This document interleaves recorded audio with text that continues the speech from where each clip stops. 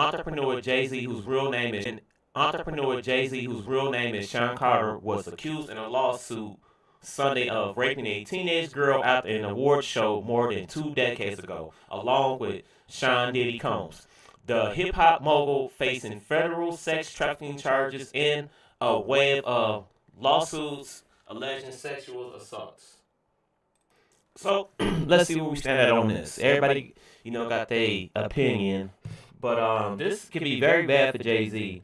Just this acquisition alone, because a lot of brands, endorsements and stuff, they don't want to be no part of it. They're like, that's because of the accusation.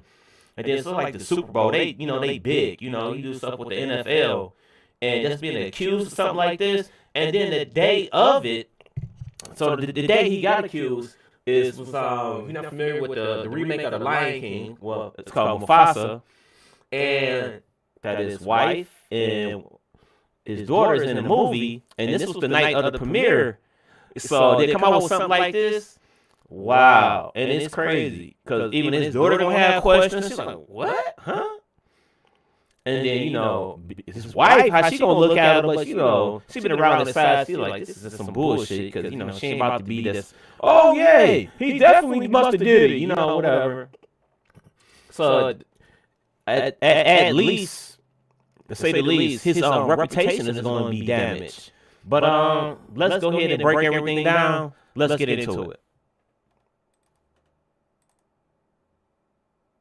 Against a rape accusation, his attorney filing a letter to the judge to dismiss the rape lawsuit against his client, citing an NBC News exclusive that found inconsistencies with the accuser's story. You should always advocate for yourself. It comes after our interview with a 38-year-old mother from Alabama who accuses Sean Diddy Combs and Sean Jay-Z Carter of raping her when she was 13 years old. She asked us not to reveal her identity. What made you want to come forward? Because I think that I've been quiet long enough.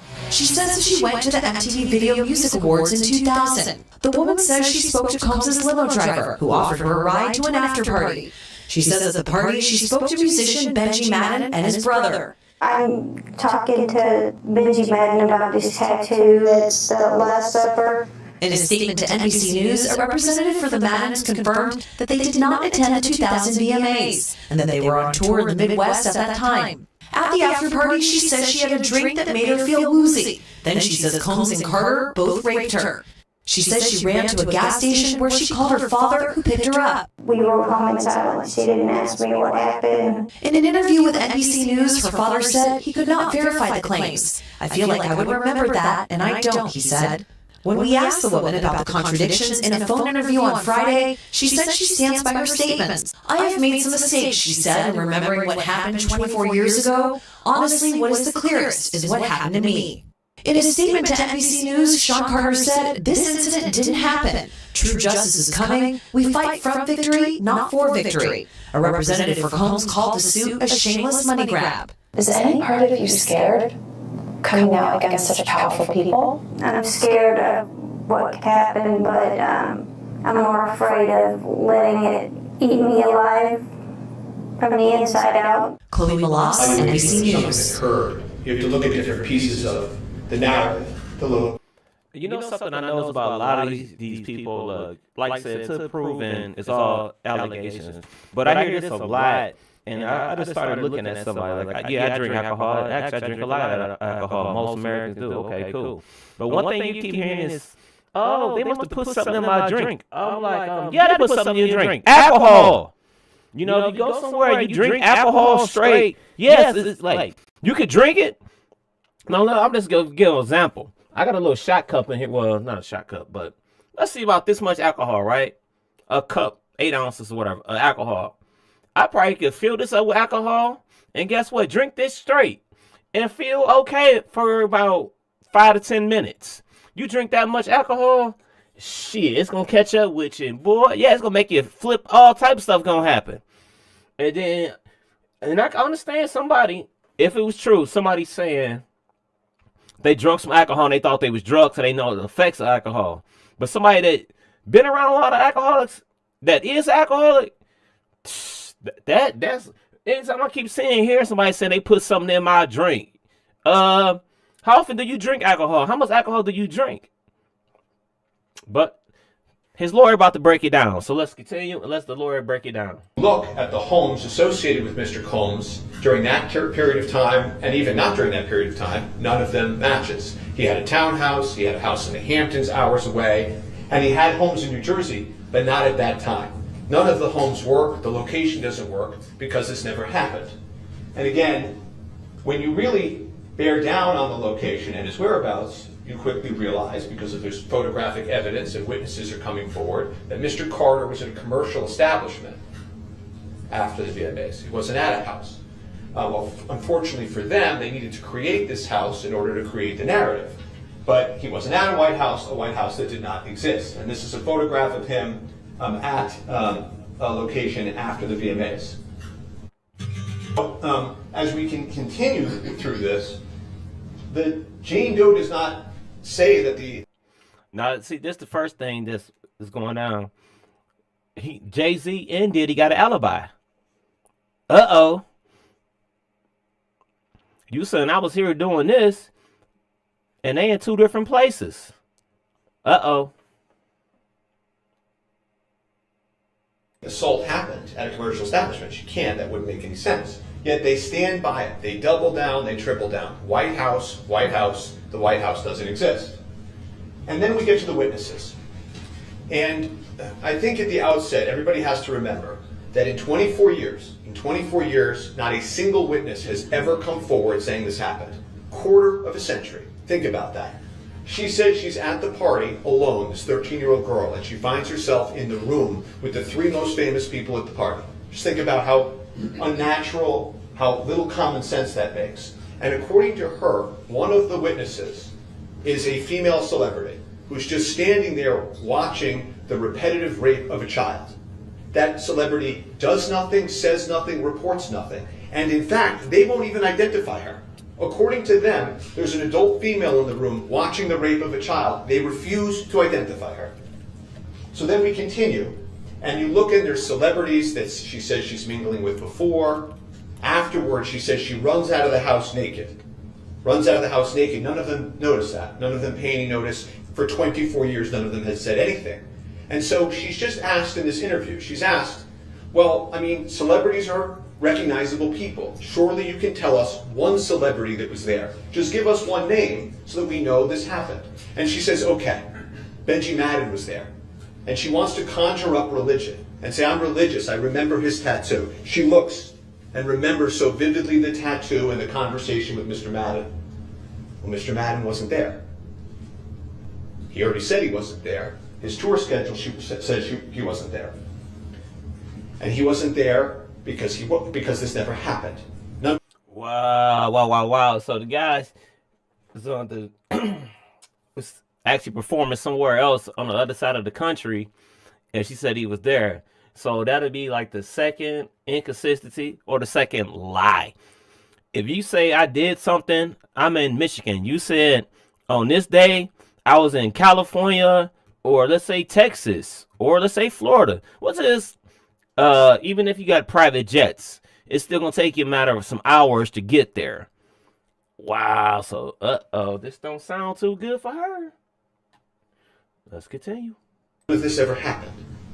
And you keep going, and you ask yourself, well, who is this complaining witness? She does not come forward with her real name. She proceeds under Jane Doe. There's no report to the police. According to her, she never tells anybody for 24 years. Not one person, not alone in the car for 5 hours at home, on her way home. Not one person, not a diary, not a family member, not a friend. Most people, when this happens, there's a need to tell somebody. We call these prompt outcry witnesses. In most complaints like this, people tell somebody. She says nobody for 24, 25 years. And then we get to the details. And I want to make sure this is clear. When people...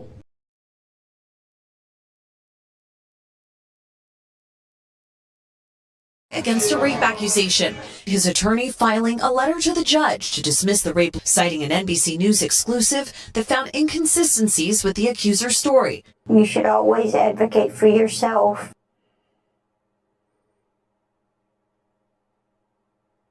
this ever happened.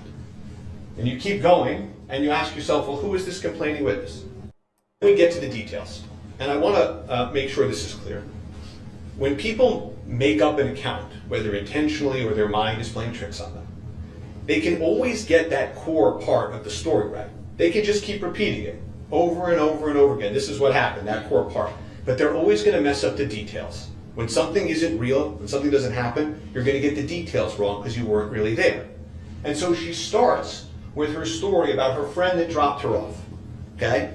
This drive of over 5 hours, the friend would have had to have gone 10 plus hours to drop her off. Because she's got to get there. If this is real, she's got to get there. But guess what? This friend of hers, she doesn't get out of the car. Right? Think about that. She's just leaving a 13-year-old girl alone in Midtown. She doesn't even want to get out of the car. She came all that way. There can't be a witness there. She can't have a witness there because this never happened. So as you keep going, you ask yourself, but how did she end up in the car in the first place? And so she creates this story. She says, I snuck out the window.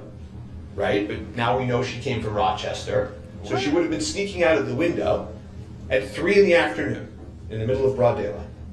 Never heard of such a thing, defies common sense, doesn't make any sense because this never happened.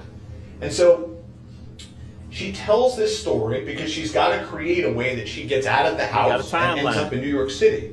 Uh-oh. And as we keep going here, the friend that implausibly leaves her there, there's then some pressure on that part of the story because it doesn't make any sense. And so the lawyer is asked, well, just produce the friend. And so he has to find somebody that can make this work. And of course, as soon as he's pressed, they find somebody who they say is no longer alive. They can't corroborate it, and there's nobody to talk to. Okay, and if we can keep going. Next slide. So she then gets there, right? And she has this vivid tale of watching it on a Jumbotron. It's in her complaint. Clear as day. There was no Jumbotron that year. Okay? I don't know whether they were Googling images and found the wrong year. I don't know whether she's just making it up out of whole cloth. There is no Jumbotron. Well, now that's one thing right there. If it was a Jumbotron there, you know, like, okay, people make mistakes all the time. I do it myself, you know, even when I'm sober. You know, I make mistakes, you know. But you don't make mistakes like, oh, it was a Jumbotron there. It was like, you don't miss a billboard that everybody would have been looking at. You said it's a Jumbotron there, it'd have been millions of people that could have corroborated with her story, like saying, yeah, it was a Jumbotron there and such was playing this. That right there, okay, man. Jumbotron. In fact, they didn't even get a permit, according to the police and the city, for the Jumbotron that year. So that didn't happen. None of the details are right because this never happened. If we can keep going. And then she says, I'm knocking on the doors and the windows of limousines and VIPs. Of course, that doesn't work either. If you look at the video, photographs, that whole area was blocked off. We've spoken to numerous people there that were in security. No one could have gotten anywhere near those cars because this never happened. She gets that fact wrong. And you know, the whole story about, of all people, she knocks on Puff's window. 13-year-old girl in Midtown by herself. Just think about that. Think about how illogical that is. Keep going.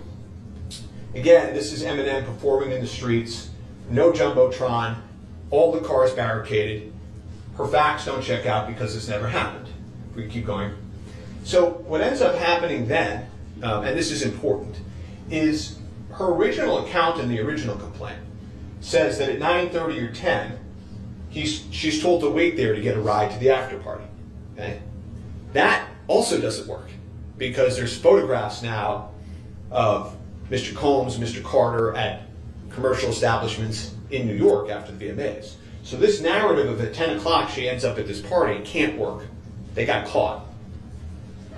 So they change it in the amended complaint that there's this multiple drop-off and pickup that lands them at this White House that doesn't exist.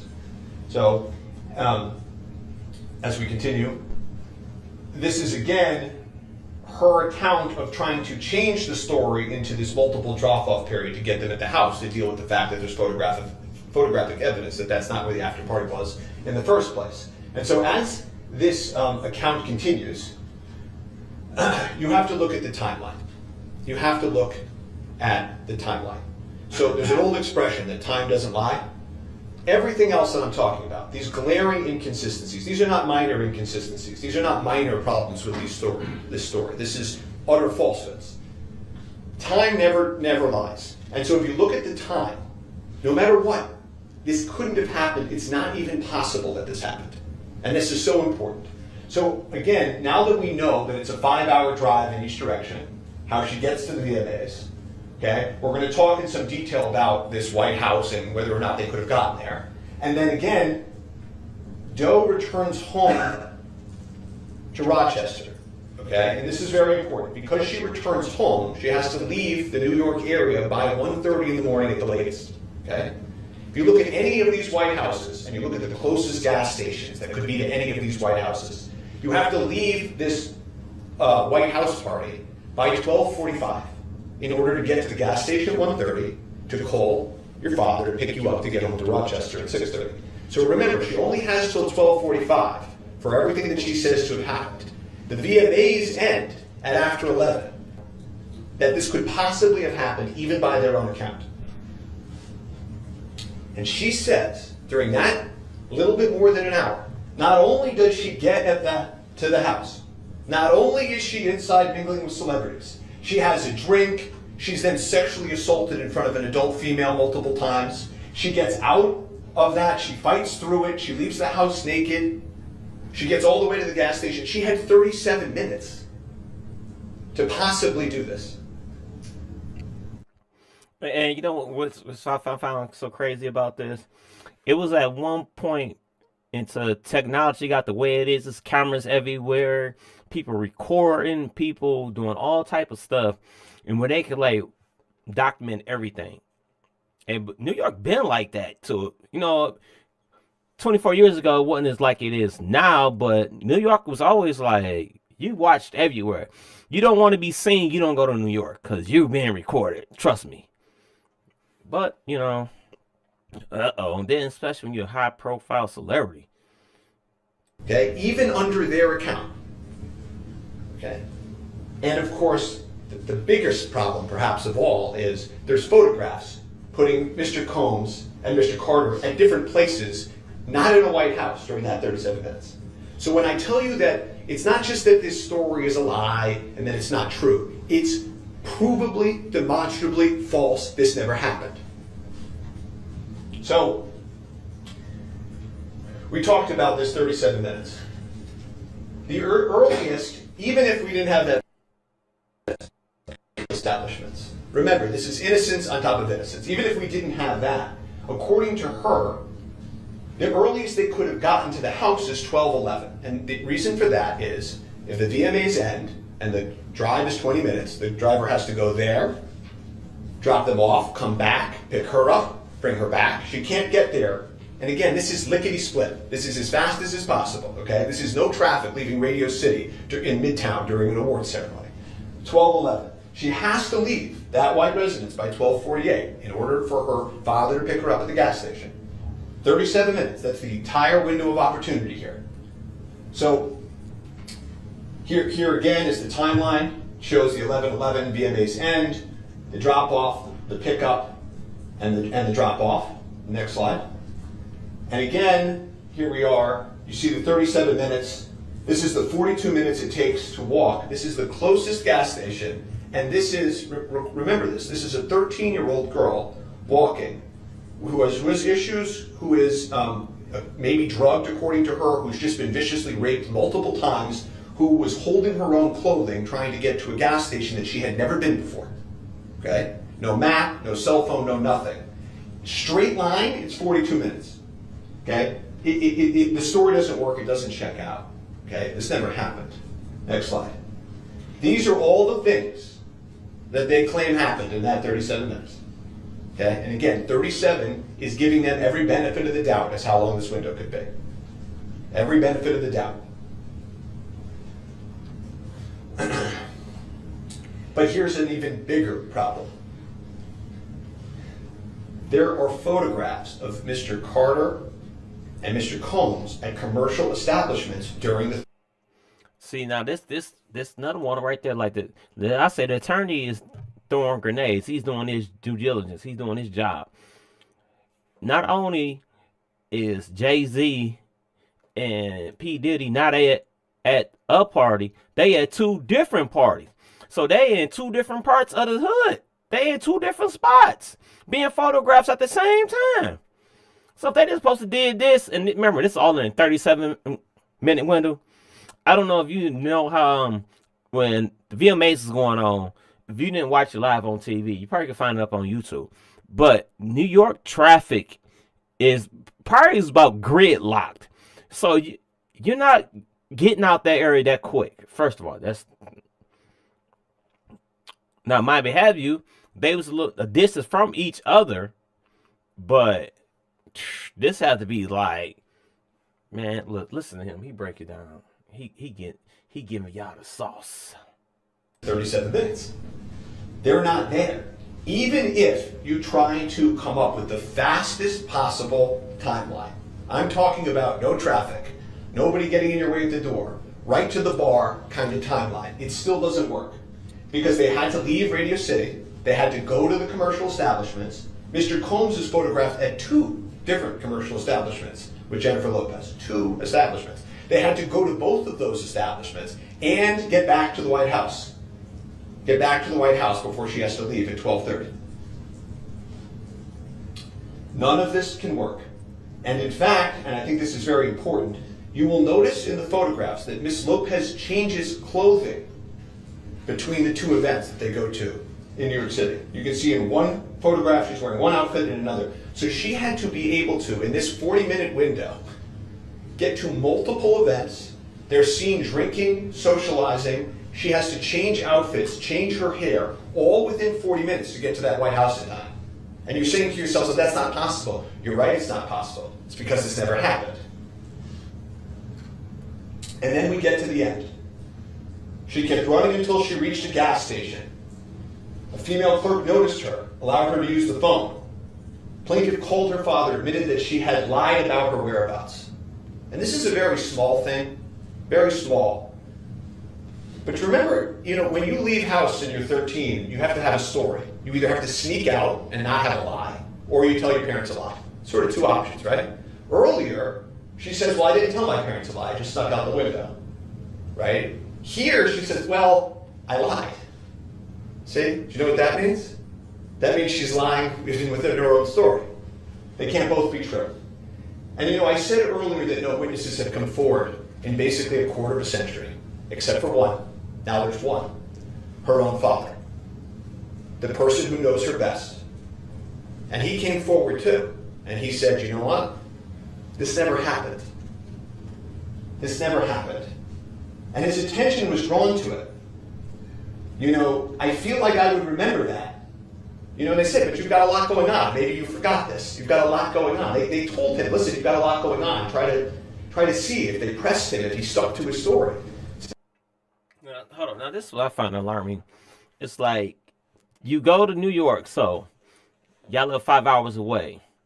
So if you was there at the time, that means that would even make sense. Because I'm thinking if she's from Rochester, New York, then New York City, 5 hour difference. If she left and went to New York, it'll take the dad 5 hours to get there. How would the dad be there within an hour or two later unless he knew she went to New York? Like, you had to be chasing her down. Like, I'm about to go look for... Like, this is a lot of shit that's like, man, hold on. This shit crazy. You have a lot going on, but that's something that would definitely stick in my mind. Of course it would stick in your mind. You drove 10 hours to pick up your 13-year-old daughter in New York City. It's not something you would forget. It's not something that he did forget because this never happened. And of course, just like the friend that couldn't be there at the beginning, you can't have a witness to something that never happened. When asked, well, what did you say to your father in the car? What did you talk about? Nothing. She says not a word was spoken. There can't be a conversation because this never happened.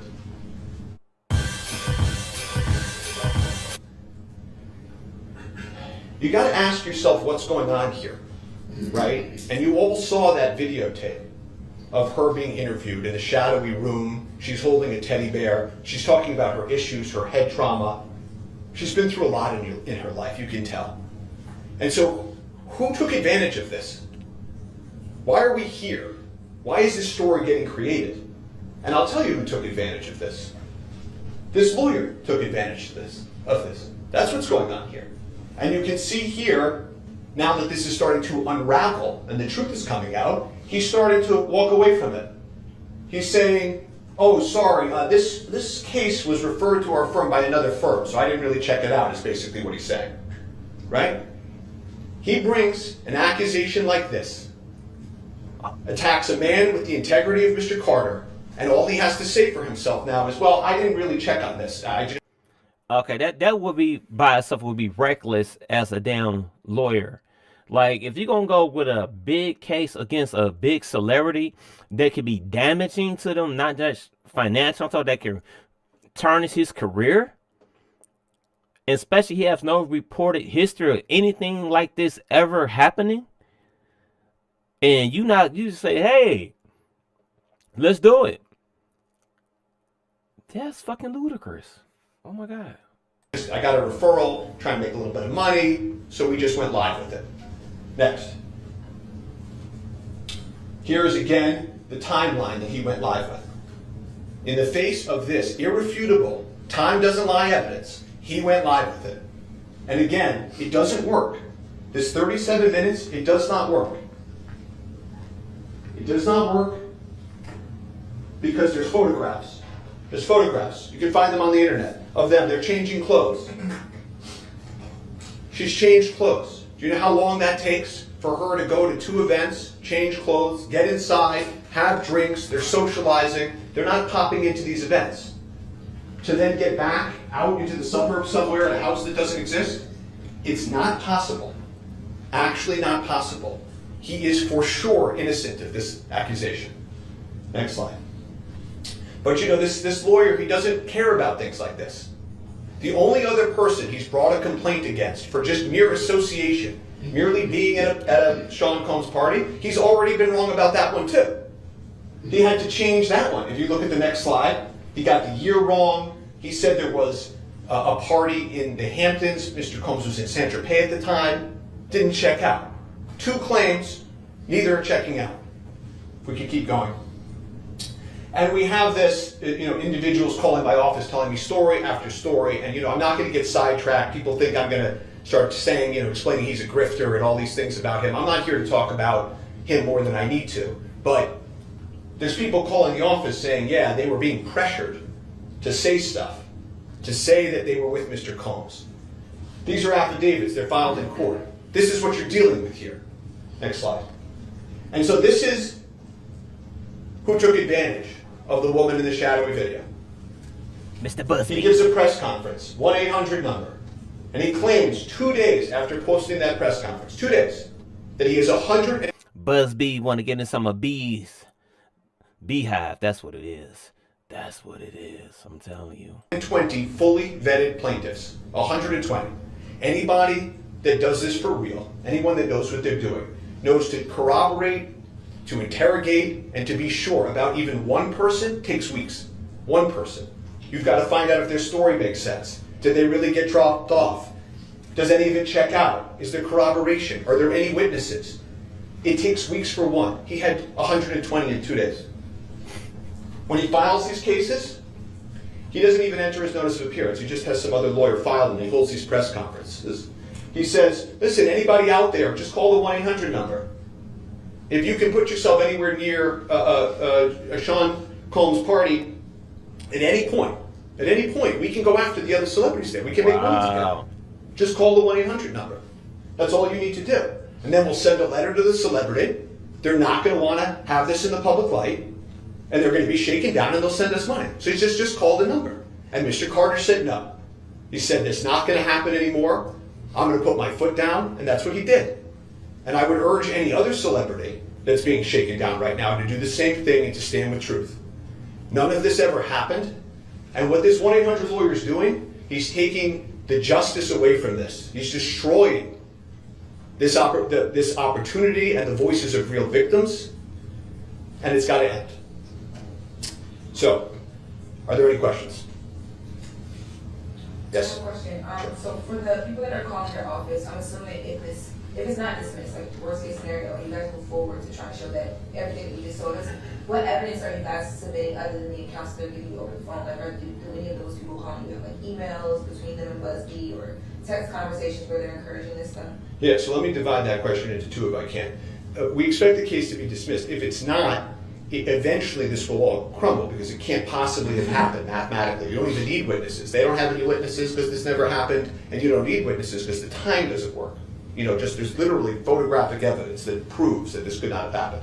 In terms of what's going to happen to Mr. Busby for this racket and everything else going on, time will tell. But this is how things unravel.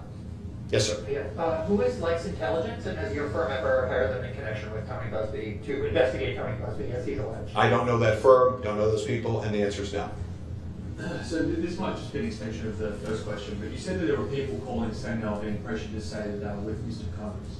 Can you elaborate on that, please? Are they calling you to say if they're being pressured? Yeah, there was a witness that came forward that contacted my office and submitted an affidavit in court regarding this that accounted for what occurred on that day, which was they called the Busby firm, they said they had an inquiry. The inquiry had nothing to do with Mr. Combs, Mr. Carter, or any of this. And the people at the Busby firm said, well, why don't we try to push this in the direction of the Combs case? That's a better decision in sum and substance. That's a better way to go here. This individual refused to do that, contacted my office and signed it, and then an affidavit was submitted to court. Yes? You mentioned the letters that Busby's been sending out to unnamed celebrities in relation to these Combs lawsuits. What were your interactions on behalf of Mr. Carter before he was renamed in the amended complaint? Well, after the letter was received, we obviously knew this was completely false and we weren't going to be shaken down, so the efforts were nothing because there was nothing to discuss in any meaningful way. Do you know who the Jane Doe is, like her actual identity? Has there been like research into that on your end? Yeah, because it's a fair question. Because she's been blacked out in the video and because a court has not unmasked her in court, I'm not going to get into her identity. You will notice that I did not get into some of her issues. I don't want to. It's really sad in many respects, and I don't want to get into that. So I'm not going to unmask her here today. Has the accuser tried to reach out to Mr. Carter before, or any of his camp or anyone? Not to my knowledge. Yes. Busby indicated that there was a second alleged victim. Has he given any notice that he's pursuing that claim as well? No, and I would hope not after what's going on here. Yes. You mentioned in your recent filing on this docket that you were intending to file a motion to dismiss. What's the timeline on that? Are you working on that? Yeah, so we did file a motion to dismiss the day after this was filed. Right. The Rule 11 letter, which basically says that a lawyer is not allowed to do this. You're not allowed to not vet a claim and file a false claim in court, or it needs to come down. The way that works, and it's a little technical, is that the court has to allow you to file faster than you should otherwise be allowed to file. So we are hopeful that the court will respond today, and we will file that. If not, there are other things that we're going to do to bring the truth to light. Hey, so thanks for watching the video. Hope you enjoyed the content. I'm pretty sure I made some mistakes, but hey, we tried. So just leave something in the comments, good or bad. I don't care. I'm gonna leave the comments on. A lot of videos like this, people cut off the comments. If you got to get so bad, I got to cut off the comments. That's crazy, but I don't take nothing, no hatred. Most people don't like theyself, so I'm not expecting everybody to like me. You know what I'm saying? So it is what it is. I interact with people in the comments. I don't try to ignore nobody or nothing like that. So, hey, thanks for watching, and peace out. Here's some more on my socials.